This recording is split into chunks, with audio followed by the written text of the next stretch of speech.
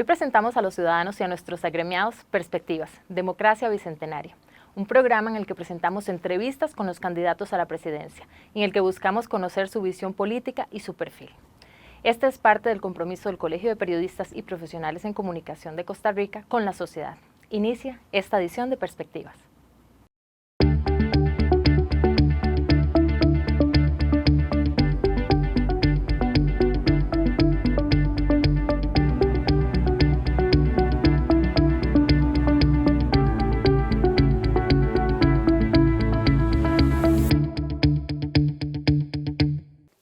Bienvenidos y bienvenidas a Perspectivas, un trabajo del Colegio de Periodistas y Profesionales en Comunicación y, por supuesto, en coproducción con Voto CR.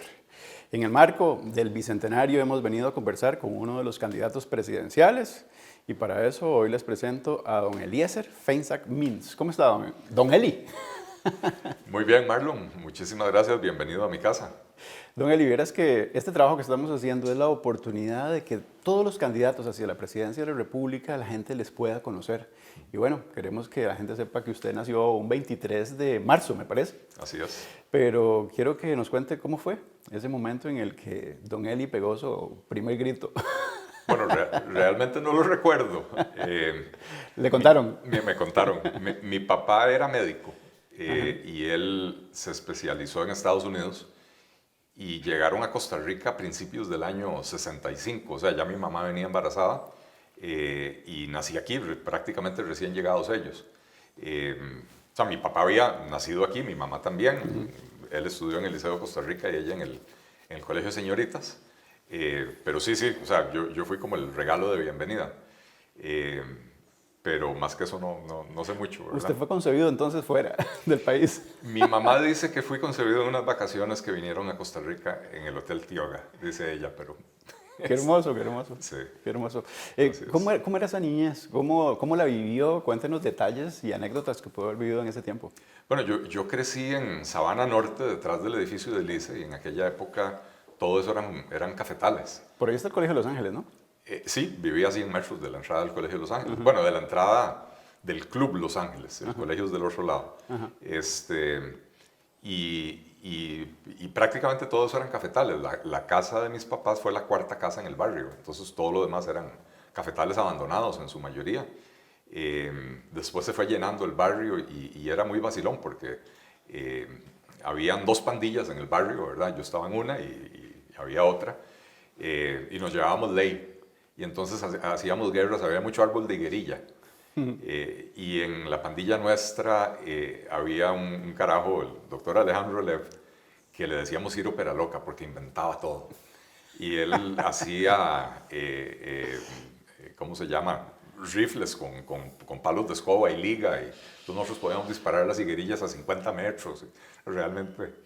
Entonces hacíamos guerras entre las pandillas de los barrios y ahí vivimos metidos en esos cafetales abandonados y de vez en cuando escapándonos a la sabana, que nos quedaba ahí. A la vuelta. A la vuelta. Es súper simpático porque usted dice pandillas y la gente que no es de esa generación de inmediato va a pensar en algo muy policíaco. Claro. Y no, era en realidad... Piensan en maras. Un grupo de amigos. Así es. El barrio tenía dos calles largas. O sea, dos cuadras, digamos, una acá y la otra acá. Y entonces básicamente los que vivíamos de un lado éramos una pandilla, los que vivían del otro lado eran la otra pandilla. Y cuando nosotros íbamos a andar en bicicleta por allá, nos disparaban. Y cuando ellos venían a andar en bicicleta por acá, les disparábamos, ¿verdad? Qué simpático. Era buena onda. Sí. Don Eli, ¿cómo fue la llegada al colegio? Cuénteme. La llegada al colegio. Bueno, tengo que confesar que yo fui muy verde, decíamos en esa época. Ahora creo que dicen nerd, ¿verdad? Fui muy estudioso, tanto en la primaria como en la secundaria.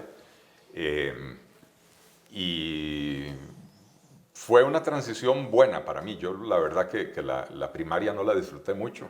Socialmente no me había integrado bien con el grupo. Y ya cuando entré a séptimo, algo hizo clic y empezamos a llevarnos bien. Y hasta el día de hoy nos llevamos súper bien los compañeros de colegio, tenemos un chat ahí de la generación, todos los días vacilamos. ¿En serio? Cuando entramos al chat somos como carajillos de 17 años. Yo siempre me pregunto si una persona que llega a gobernar puede mantener una conversación con sus compañeros y compañeras de escuela o de colegio. Es simpático que después de tantos años todavía siga vigente esa conversación más íntima de día a día con los compañeros y compañeras. Nosotros, el chat está activo prácticamente todos los días y hicimos la costumbre de reunirnos todos los años por lo menos una vez. ¿Y son liberales, don Eli? No sabría decir, no hablamos de política. Tratamos de no hablar de política ahí en el chat. Ni política ni religión. Entonces nos llevamos muy bien. Hay un salto en su vida. Usted me dice que era bueno en el colegio y que le iba bien, que tenía buenas notas. Pero bueno, hay una definición suya cuando llega ya a la universidad, estudia en la Universidad de Economía. Correcto. De repente, no necesariamente en ocasiones es una decisión tan fácil. ¿Cómo fue esa decisión de escoger una profesión que hasta hoy usted mantiene vigente y que también lo hace como referente para referirse a temas nacionales? Es interesante porque yo era bueno en matemática, pero no quería estudiar matemáticas puras y pensé que economía podía ser un buen match, pero porque yo estaba pensando en la matemática, no en la economía.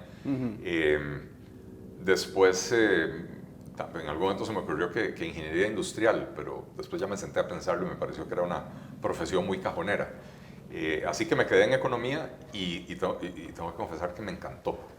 A mí me encantó estudiar economía. Fue una carrera muy difícil en la Universidad de Costa Rica. De ahí había un montón de cursos que eran coladores y estaban diseñados para que los estudiantes se quedaran. Entonces no era fácil y no era un proceso que uno disfrutaba. Uno realmente le tenía pavor a los profesores. Pero el estudio en sí de la economía me fascinó, ¿verdad? Lo defino como una combinación de psicología social con sociología, con el entendimiento de cómo funcionan las relaciones humanas desde la perspectiva económica, ¿verdad? Entonces, para mí fue fascinante. ¿Recuerda algún profesor con mucho cariño o profesora? Muchos, la verdad, incluso los que lo hacían sufrir a uno. Don Luis Carlos Peralta, que recientemente falleció, que fue mi profesor de principios de economía. Un profesor magnífico, muy estricto y realmente diseñaba el curso para que la gente se quedara. Pero como instructor, de lo más brillante que he tenido. ¿En serio? Pero la escuela de economía en esa época tenía realmente profesores muy buenos. Yo fui alumno de Guti, que también recientemente falleció, de don Fernando Naranjo, don Luis Lieberman, de don Miguel Ángel Rodríguez. No fui alumno, pero daban clases en esa época don Carlos Manuel Castillo, don Eduardo Lizano. Eduardo Lizano. Sí. La verdad que hubo muchos profesores con los que disfruté bastante. Laura Suárez, Mariano Rojas. La verdad que sí, tengo que decir que fueron años de una formación muy intensa y de un contacto muy intenso también, muy del día a día con los actores principales del escenario económico en aquel momento. ¿Ya se definía ideológicamente don Eliezer en ese momento? Mi definición ideológica se dio estando en la universidad, pero no cuando yo entré, cuando yo entré no iba ideológicamente definido. Sí. Hay un dicho que dice que quien no ha sido socialista a los 17 años no tiene corazón y quien no ha dejado de serlo a los 25 no tiene cerebro. Bueno, yo soy exactamente eso, porque yo entré a la universidad pensando que yo era socialista y después adentrándome en el estudio me di cuenta de que eso no tenía mucho sentido. Que la mejor forma de mejorar la calidad de vida de las personas es dándoles libertad, no planificándoles la vida, ¿verdad? Entonces por ahí de tercer año de la universidad me hizo clic. Tuve un curso precisamente con don Miguel Ángel Rodríguez que como tarea extra me mandó a leer un par de libros que me abrieron los ojos, ¿verdad? Y uno fue Camino de Servidumbre de Hayek y el otro fue Libre para Elegir de Milton Friedman. Y nada más me dijo, léaselos, no es parte del curso, pero léaselos. Y me abrieron los ojos enormemente. Don Eli, hay una mujer que tiene una gran capacidad para para trabajar y convertir la cerámica en cosas preciosas y nos rodea aquí en este espacio en el que usted nos recibe en su casa hoy, en esta conversación bicentenaria, desde las perspectivas que nos ofrece un perfil humano de un personaje como usted que aspira hacia la presidencia de la República. ¿Cómo fue la llegada de doña Rosalía a su vida, el amor? Pura casualidad, como tiene que ser. Yo, de hecho, cuando me fui a especializar a Estados Unidos, un primo mío que crecimos juntos, la casa de mis tíos estaba al puro frente de la casa nuestra, en aquellos cafetales de Sabana Norte, se había ido a vivir a Miami y se hizo de una novia y se iba a casar por ahí de un 26 o 27 de julio. Y entonces yo dije, bueno, voy a ir a la boda de mi primo. En eso otro primo anunció que se casaba un día después, pero en Dallas, Texas. Y entonces yo era más cercano con el primo el que se iba a casar en Miami. Entonces yo dije, si tengo que escoger, voy a la de Miami. El primo de Dallas era por el lado de mi papá y el primo de Miami era por el lado de mi mamá. Y ellos decidieron que ellos no estaban para ir a una boda un día y montarse en un avión e irse a otra boda el otro día. Entonces decidieron que mi mamá iba a Miami y mi papá iba para Dallas. Entonces mi papá me empezó a insistir. Me dice, mira, a mí no me gusta viajar solo, vení conmigo. Entonces yo le dije, bueno, yo voy, pero yo voy a Miami primero. Yo sí voy a la boda de mi primo Luis, no me la voy a perder por nada en el mundo. Para hacerle el cuento corto, yo llegué al hotel a las 5 de la mañana. Tenía que estar en el aeropuerto de Miami a las 6 para agarrar el vuelo a Dallas. Y la boda en Dallas era a las 3 de la tarde. Wow. Y ahí en esa boda en Dallas conocí a Rosy, que es mexicana, que también era prima del novio, pero por otro lado. Y ahí nos conocimos en esa boda. A mí me hizo clic inmediatamente.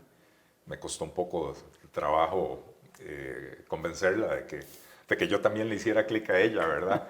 Se hizo de rogar un poquito, pero ahí nos conocimos. Qué bonito, qué bonito. Illinois.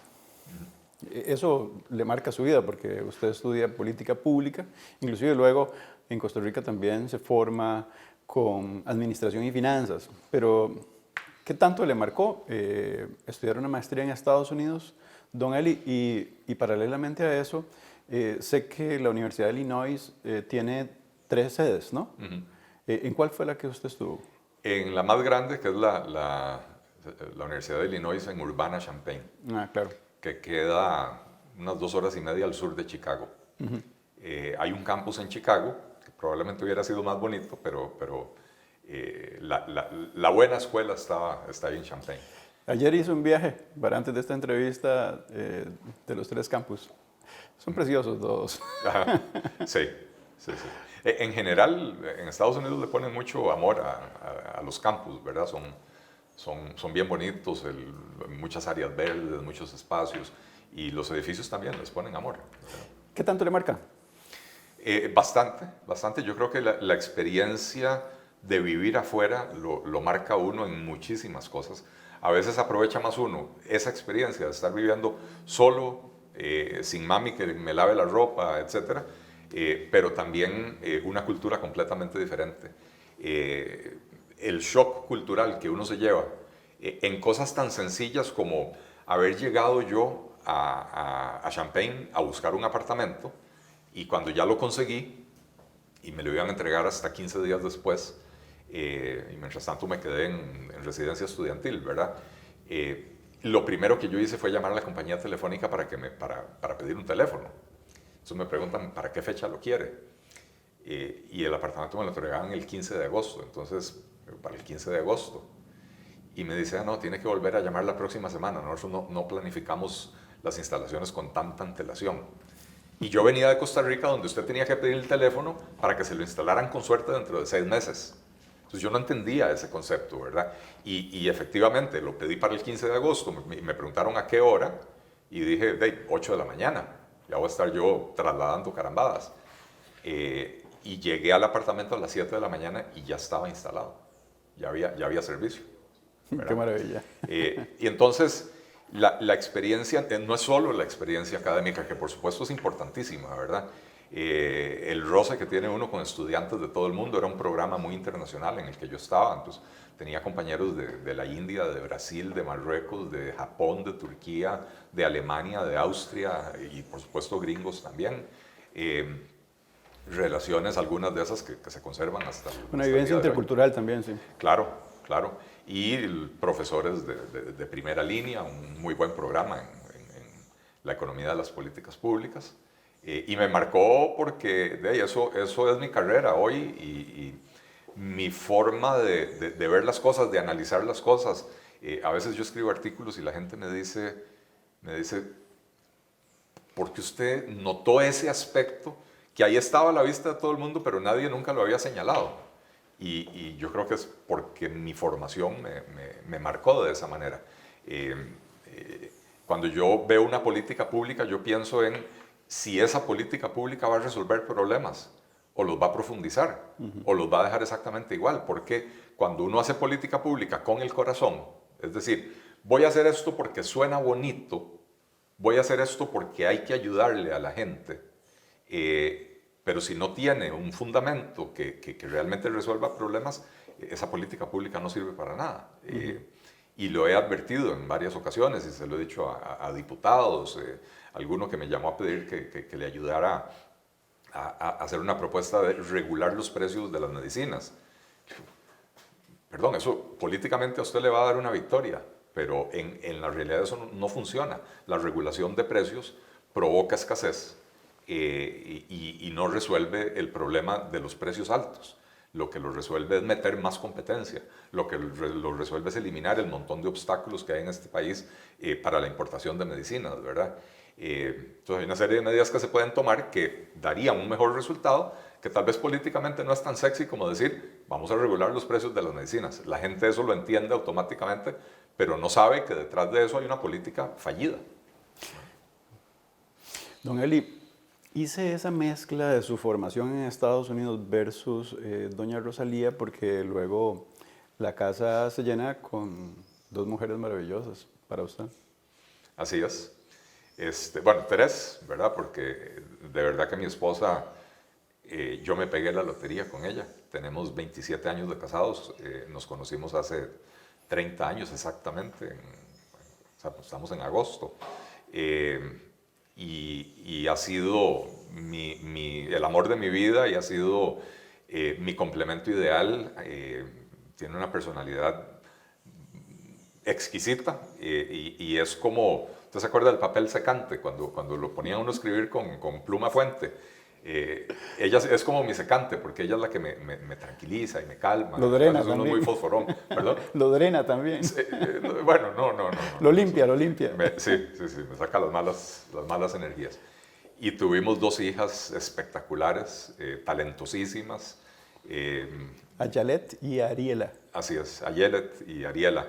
Ayelet tiene 24 años, se acaba de graduar en diseño gráfico en Israel y no se había terminado de graduar y ya le habían ofrecido un trabajo, así que se nos va a quedar por allá un tiempo más.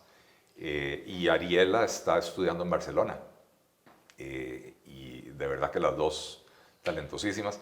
Y lo mismo que le decía yo, la experiencia que me dio a mí vivir afuera, yo lo veo en ellas. Yo a ratos me pregunto, ¿qué les está haciendo más provecho? ¿La universidad o la ciudad en la que están viviendo? Porque tanto Tel Aviv como Barcelona son ciudades muy cosmopolitas con muchísima actividad cultural, mucha actividad social, ¿verdad?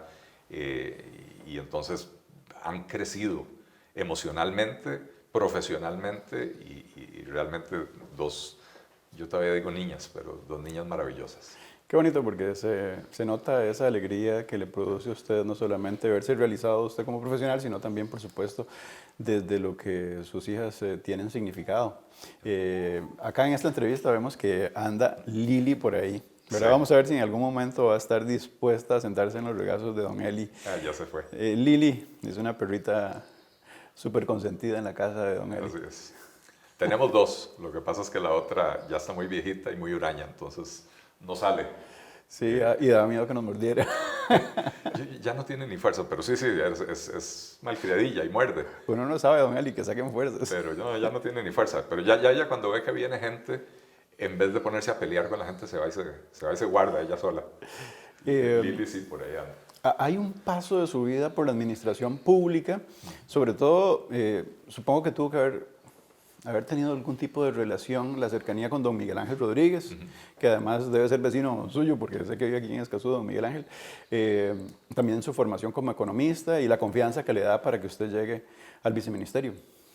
Sí, bueno, ciertamente don Miguel fue profesor mío en la Universidad de Costa Rica y fue de esos profesores que se interesaron mucho después en la vida de uno, en la carrera de uno. Entonces ya yo graduado, él todos los años me llamaba por lo menos 1 o 2 veces a preguntarme cómo estaba, en qué estaba trabajando, si necesitaba cartas de recomendación, él me las hacía. Cuando me fui para Estados Unidos, primero para solicitar la beca, porque yo me fui con una beca Fulbright, primero para solicitar la beca y después para solicitar la admisión a la universidad, él me hizo cartas de recomendación hermosísimas. Y tuve yo la suerte de que Andrés, el hijo de don Miguel Ángel, que también es amigo mío, fuimos compañeros los 4 años en la UCR, por pura casualidad, no nos conocíamos, nos conocimos el primer día de clases y estudiamos juntos los 4 años. Y tuve la suerte de que cuando yo me fui a estudiar en la Universidad de Illinois, Andrés, que se había ido a hacer su especialidad, su doctorado, antes, yo me quedé en Costa Rica trabajando unos años antes de irme a hacer la maestría, Andrés ya estaba trabajando en la Universidad de Chicago. Entonces estábamos a 2 horas y media. Ya yo estaba casado, él también, y el tercero de la yunta era Alberto Trejos. Alberto. Que también fuimos compañeros los 4 años. Era un grupo de 4, la cuarta es Katia Ramírez. Pero Alberto estaba en la Universidad de Northwestern, que es en Chicago, al norte de Chicago. Andrés estaba en la Universidad de Chicago y yo estaba en la Universidad de Illinois. Y entonces nos juntábamos por lo menos una vez al mes, los fines de semana. Y cada vez que don Miguel iba a visitar al hijo, me llamaba, pero me llamaba desde Costa Rica. Y me decía, voy a estar en Chicago la próxima semana, llegate el martes y almorzamos. Y el llegate el martes y almorzamos era él y yo. No era él, Andrés y yo, no era con las esposas. Qué bonita relación, ¿eh? Sí. La verdad que yo lo aprecio mucho y siempre estaré agradecido con las oportunidades que él me dio. Y cuando él se lanzó para el 98, me llamó y me preguntó en qué estaba yo. Yo estaba en Estados Unidos trabajando y me preguntó si podía venir a ayudar en la campaña. Y bueno, arreglé en mi trabajo para poder venir. En realidad las últimas 6 o 7 semanas de la campaña estuve aquí en Costa Rica. Casi que su origen en la participación política. Así es, había participado en la política en la universidad, pero digamos en política nacional ese fue mi y ni siquiera fue un paso por la política. Bueno, estuve en esa campaña 6 o 7 semanas. En realidad fue un paso por la función pública. Por la función pública. Yo no me consideraba político en ese momento. Un tecnócrata que llegó con sus estudios y su experiencia profesional a un puesto público, ¿verdad? Así que bueno, por ahí. Qué bonito. Me gusta mucho toda esa historia de las relaciones humanas que hacen que las personas que coinciden con uno en la vida hagan que también lo hagan partícipe del trabajo. ¿Verdad? Que eso es lo que al final le tocó vivir. Don Eli, ¿qué le gusta leer, don Eli, hoy como candidato? Bueno, lo que me ha gustado leer toda la vida. Yo siempre voy mezclando un poco. Me gusta mucho la literatura latinoamericana, los autores, digamos, el realismo mágico y qué sé yo. Me gusta mucho leer historia. Y de vez en cuando un poco de filosofía. No soy muy bueno para eso, no tengo mucha paciencia para eso porque hay que concentrarse mucho y ahora las demandas del trabajo, digamos, de la política, no se lo permiten a uno, pero... La última vez que lo vi le pregunté qué serie estaba viendo en Netflix y me dijo que estaba viendo Fauda, me parece. Fauda estaba viendo, sí. ¿Ahora? Ahora estamos viendo, bueno, ahora estamos en pausa porque mi esposa anda de viaje y la vemos juntos. Estamos viendo una en Amazon que se llama The Americans, que es de unos espías soviéticos en Estados Unidos en los años 80.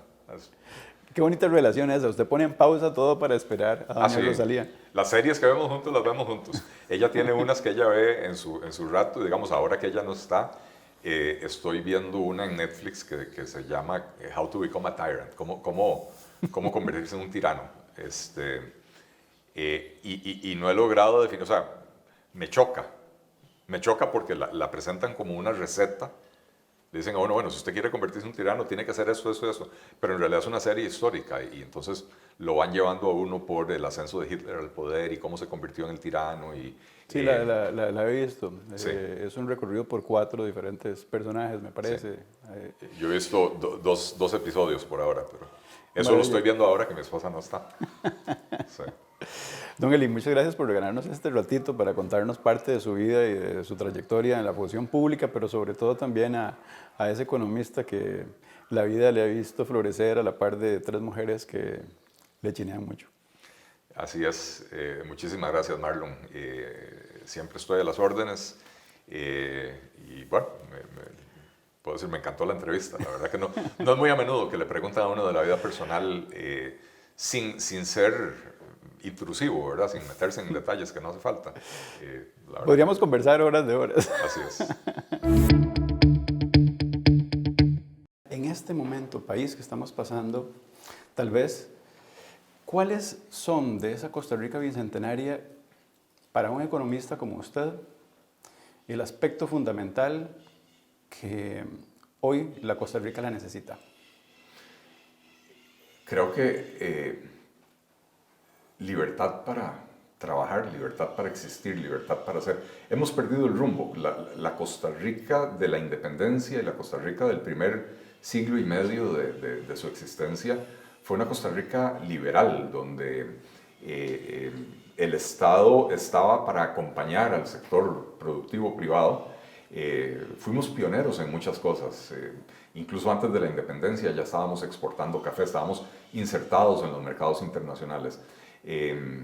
Pero los fundamentos de esa sociedad, de lo que es hoy Costa Rica, se dieron en ese periodo. La libertad de culto, la libertad de expresión, la abolición de la pena de muerte, incluso la educación primaria gratuita y obligatoria, que después se extendió a la primaria y a la secundaria, ¿verdad? Sí, eso fue Jesús Jiménez. Jesús Jiménez, uno de los grandes próceres liberales de Costa Rica, ¿verdad? Trajo profesores del extranjero para que dieran clases. Sí. Y lograron en ese final del siglo XIX, digamos, el último cuarto de siglo, un crecimiento enorme en la cantidad de escuelas y después se fue estancando. A principios del siglo XX pasamos un periodo de 30, 40 años donde prácticamente no hubo inversión en nuevas escuelas y nuevos colegios, ¿verdad? Y probablemente ese abandono provoca lo que viene después, la Revolución del 48, y nos embarcamos en una aventura estatista que vino a resolver algunos problemas, pero hoy la hemos llevado a un extremo donde tenemos un desempleo altísimo, y no me refiero a los efectos de la pandemia, me refiero a los problemas, digamos, seculares de la economía. Tenemos un desempleo altísimo, tenemos una descomposición social, tenemos la penetración del narcotráfico, y esto son soluciones que la gente encuentra porque no haya cómo comer, cómo resolver en esta conversación, don Eli, esa es la idea de que usted como candidato le cuente a las personas cuáles son las llaves que usted tendría, porque ese panorama todo lo podemos tener muy claro, pero cómo poder resolver el país tan enredado que tenemos en este momento, cayéndose a un abismo, si no está en un abismo ya más bien, es la gran tarea. Sé que usted, aunque no fue militante, sí participó en la administración pública del Partido de Unidad Social Cristiana. Correcto. ¿Por qué la creación de un partido? Si encontramos un panorama donde existen muchos partidos liberales, donde tal vez don Eli pudo haber estado retratado o acompañando procesos.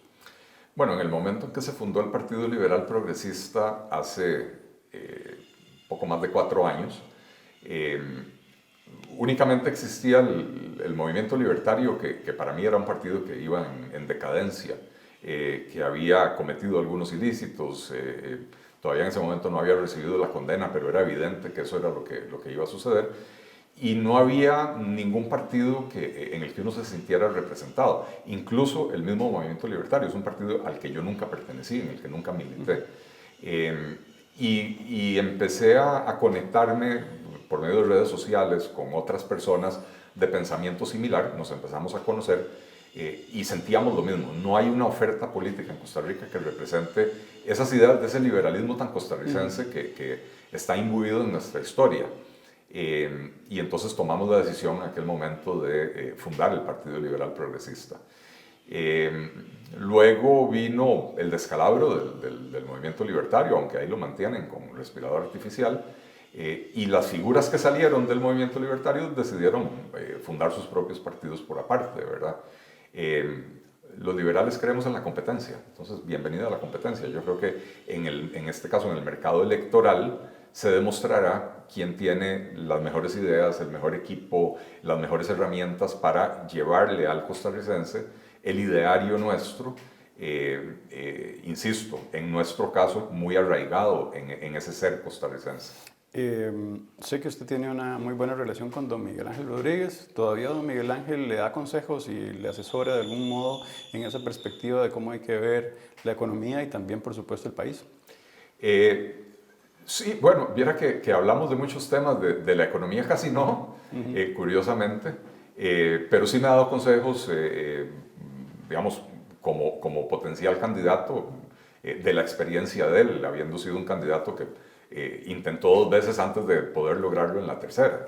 Entonces me ha dado consejos de suavice el tono, diga las cosas así o así. Pero sí, tenemos una relación sí, muy que yo aprecio mucho. Sí. ¿Cómo se financia el partido, don Eli?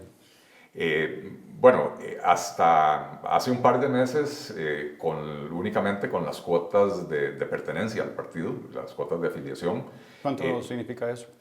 Son 12.000 colones al año, 1.000 colones al mes. Con 12.000 colones al año uno no puede anunciarse en una franja horaria. No, 12.000 colones al año por afiliado, ¿verdad? Por eso decía, hasta hace un par de meses esa era nuestra fuente de financiamiento.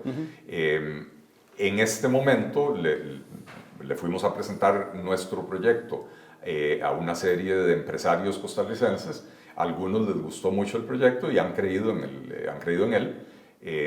Y entonces estamos ya recibiendo aportes para la campaña específicamente. Sí, lo digo porque un anuncio en franja horaria potente en televisión y eso requiere dinero. Sí, eso ¿Qué empresarios? Eso fueron más o menos 3,5 millones de colones una vez, y es la única vez que lo hemos hecho porque tenemos un presupuesto limitado. Nuestra campaña se enfoca más en redes sociales, donde los presupuestos de pauta son bastante menores, ¿verdad? Pero ciertamente hay costos de producción y demás. Siempre la posibilidad de comunicar desde esa comunicación política electoral no es tan sencilla, don Eli. Y en este primer acercamiento suyo a la ciudadanía hubo mucho debate, lo leí al menos en redes sociales. ¿Está satisfecho con esa primera experiencia en la que usted habla de un Estado sano?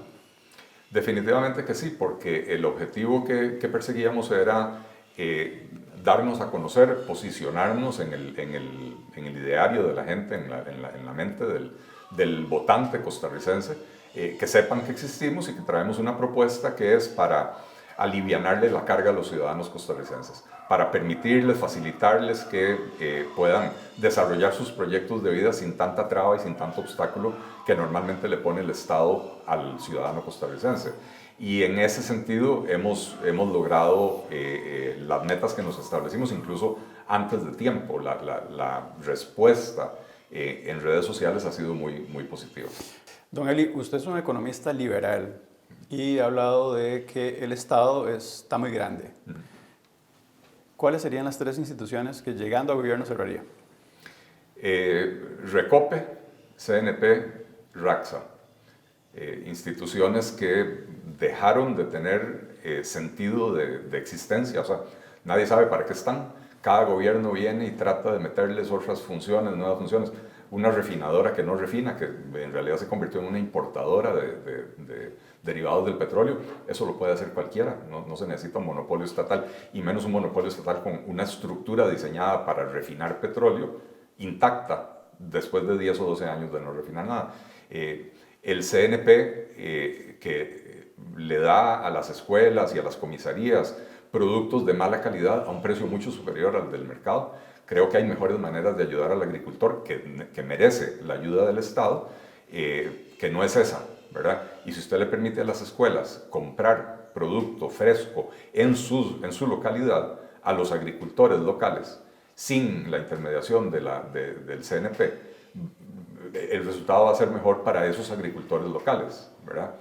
Y RACSA, que simplemente es un apéndice del ICE que ahí está, nadie sabe qué es lo que hace inversiones que requieren un montón de dinero y al final de cuentas no se ven los resultados. Usted estudió administración pública, yo tuve una experiencia estando en gobierno. Usted sabe que cerrar esas empresas no es nada sencillo, esas instituciones, perdón, don Eli, Sí. porque requieren de una serie de procedimientos que inclusive pueden demandar hasta 4 años. Sí, nadie dijo que las cosas son fáciles y el que pretenda que hay soluciones mágicas realmente no debería estar metido en la política. Las grandes transformaciones, las grandes reformas se hacen en el tiempo, o sea, se hacen con tiempo y sobre el tiempo. Entonces las cosas hay que empezarlas desde el primer día. Algunas saldrán más rápidamente. Nosotros tenemos una propuesta para fusionar entidades. Por ejemplo, ¿por qué Costa Rica tiene que tener un Ministerio de Hacienda, un Ministerio de Planificación Económica y un Ministerio de Economía? Cuando son 3 entidades que lidian con la economía del país. Podríamos tener uno solo. Y uno solo que mejore la conducción de la política económica, la coordinación de la política económica, que hoy es un gran problema. Los presidentes nombran coordinador del equipo económico y después a ese coordinador o coordinadora nadie le hace caso. Y esa es una reforma que yo no creo que vaya a tener muchos opositores. ¿Quién va a salir a las calles a defender al Ministerio de Hacienda? ¿Verdad? Queremos crear un Ministerio de la Producción, donde fusionaremos el Ministerio de Agricultura y Ganadería, el Instituto de Pesca y Acuicultura, el Ministerio de Industria y Comercio, el Instituto de Turismo, que básicamente es un ministerio, fusionarlos en un solo Ministerio de la Producción. Los servicios que brindan las 4 entidades continuarán prestándose, pero nos ahorramos un buen poco en la burocracia. Pero además, nuevamente, aquí hay un asunto que es lo más importante, un asunto de coordinación de la política, en este caso de la política de desarrollo productivo del país. Hoy usted tiene políticas diseñadas en el Ministerio de Agricultura para los diferentes sectores agrícolas, que muchas veces chocan con las necesidades de los industriales y los comerciantes, pero como es un ministerio aparte, no hay coordinación y entonces Costa Rica tiene por lo menos unas 4 décadas de no tener una política integral de desarrollo económico. Don Eli, me gusta mucho esa explicación detallada que da y supongo que además cuando el plan de gobierno pueda estar en un sitio donde la gente pueda acceder, todo este tipo de información pormenorizada va a estar a disposición de la gente. La libertad de expresión es fundamental para una democracia costarricense que inclusive Reporteros Sin Fronteras siempre destaca internacionalmente. Don Eli, ¿hay algún medio de comunicación que no le guste consumir? Que no me guste consumir, hay muchos. Que no me guste hablar con ellos, no hay ninguno. Yo siempre he sido, tanto cuando fui funcionario público como ahora que estoy metido en la política, he sido una persona con una política de puertas abiertas. Cualquier medio, cualquier periodista que quiera hablar conmigo, vos lo sabés, estando vos en la Universidad de Costa Rica, en Canal 15, nunca rechacé una invitación. Así que uno va desde el semanario Universidad hasta el periódico La Nación, desde CR Hoy hasta El Mundo, desde Diario Extra a Repretel, sin ningún problema. Ahora le voy a pasar hacia otro estadio, un estadio que significa inclusive hacer gobierno. El acceso a la información pública es fundamental y es parte de todo ese entramado donde la libertad de prensa se convierte en ese eje fundamental. Ya el partido ha definido claramente cómo va a ser de puertas abiertas hacia la prensa. Lo digo, ¿sabe por qué? Porque muchas veces tenemos candidatos de frente que son muy accesibles y cuando llegan a gobierno no cierran las puertas. Y bueno, Carlos Alvarado es un caso muy claro. Un colega suyo. Sí. Nuestra política, para empezar por nuestra formación liberal, es de respeto absoluto a la libertad de expresión. Creemos que de todos los derechos de las personas, el único que es absoluto es la libertad de expresión, al que no se le debe establecer ninguna limitación. Hay algunos otros derechos que por consideraciones sociales a veces se les pone en coto, ¿verdad? Pero la libertad de expresión tiene que ser absoluta. Y cuando lleguemos a la presidencia, la instrucción que recibirán los ministros, los jerarcas, presidentes ejecutivos, será que tienen que tener una política de puertas abiertas con la prensa.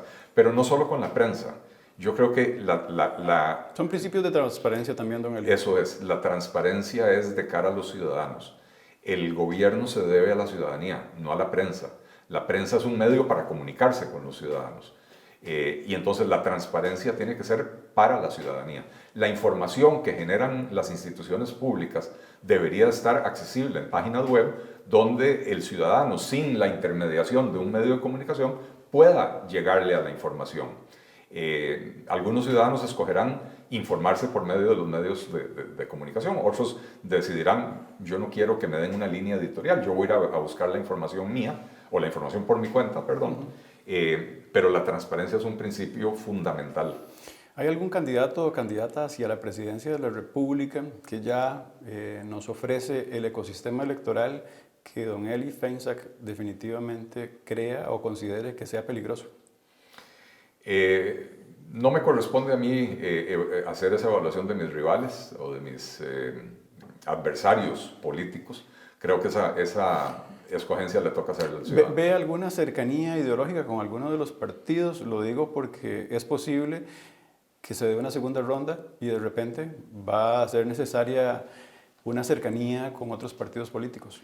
Cruzaremos ese puente cuando lleguemos a él. Cuando estemos nosotros en la segunda ronda, buscaremos a los partidos con los que tenemos alguna cercanía o alguna identidad ideológica para que nos apoyen.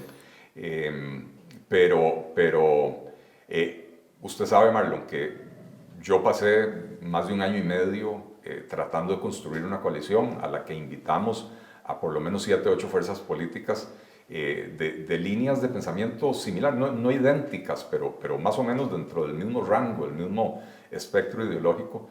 No fue posible, y básicamente no fue posible por egos personales y consideraciones de esa naturaleza. Pero ese talante de querer construir coaliciones, que yo creo que es esencial y fundamental para preservar la democracia costarricense, continúa presente en mí y cuando sea necesario lo volveremos a hacer. Yo lo tenía un poquito más adelante esa pregunta, aprovecho para destacarla ahora. Hay gente que consideró que ese progresista liberal, Eli, se convertía en un Eli más conservador. ¿Son esas actitudes que usted ahora acaba de haber destacado como actitudes egocentristas que le hicieron separarse porque ese progresismo suyo definitivamente no lo ve compatible con una derecha conservadora? No hubo ninguna diferencia ideológica significativa que provocara esa ruptura. Fueron otros factores externos al esfuerzo de la coalición lo que terminó por romperla. Cuando uno se sienta a conversar con una persona y encuentra que tiene una coincidencia en el 95% de los temas, y uno dice, bueno, este país se lo está llevando la trampa. Si yo no soy capaz de juntarme con esa persona con la que tengo tanta coincidencia, porque tengo un 5% o un 10% de discrepancias, el país nunca va a avanzar. Esos absolutismos de si usted no cree exactamente en lo que yo creo, es lo que nos ha llevado a tener 25 o 30 partidos políticos inscritos para la presidencia de la República. ¿Sabe por qué se lo digo? Es que hay cosas que en política son innegociables en algunos candidatos. Y uno podría ver a un Mario Redondo tan conservador que no podría acercarse ideológicamente en esa visión que de repente le ha caracterizado a usted desde que fundó el partido. De eso se trata construir una coalición, de encontrar los puntos de acuerdo y ponerse de acuerdo en que vamos a llegar al gobierno a gobernar sobre esos puntos de acuerdo. Don Eli, voy a dar un salto porque creo que la explicación es clarísima y es muy buena. El bono demográfico me preocupa y quien gobierne va a tener que lidiar con las pensiones. Yo estoy seguro que yo no voy a ver la pensión. ¿Cuál es la llave de un economista como usted para poder provocar que esto mejore en los próximos 4 años, 8 años y que tengamos un 2050 en que las pensiones no se vean degradadas al ridículo? Usted sabe, Marlon, que yo llevo 5 o 6 años escribiendo artículos de opinión con propuestas de cómo resolver los problemas y un tema que yo fui el que lo puso sobre la palestra es precisamente el de la insostenibilidad financiera del IBM. En Costa Rica tenemos 2 problemas relacionados pero separados. Uno es el de las pensiones de lujo, que es una grosería que haya ciudadanos de primera categoría que reciben mucho más dinero del Estado como aporte patronal, como aporte estatal, en regímenes que les dan pensiones para las que nunca cotizaron lo suficiente y por lo tanto se convierte en una carga sobre el bolsillo de los demás costarricenses, y después el resto de los costarricenses que cotizan para el IBM y entonces el IBM da pensiones razonables, en algunos casos incluso muy bajas, ¿verdad? Y las personas no tienen la opción de optar por una pensión de lujo de esa naturaleza. Entonces, las pensiones de lujo, que en los últimos años se han aprobado leyes para limitar, digamos, impuestos o contribuciones solidarias, le llaman. No tiene nada de solidario, son contribuciones obligatorias, ¿verdad? Pero bueno, está bien, se ha limitado el monto que se puede llevar la persona para la casa. Pero a nadie se le ha ocurrido, o de los que tienen el poder para hacerlo, proponer un proyecto de ley para cerrar ese portillo. No más pensiones de lujo a partir de ahora. Las que ya están, la Sala Cuarta dice que hay derechos adquiridos, no se pueden eliminar. Pero no debería existir un sistema donde el Estado, como patrono, le aporta el 13-14% a las pensiones de unos funcionarios públicos, mientras que a las pensiones de los otros funcionarios públicos les aporta un 5%, ¿verdad?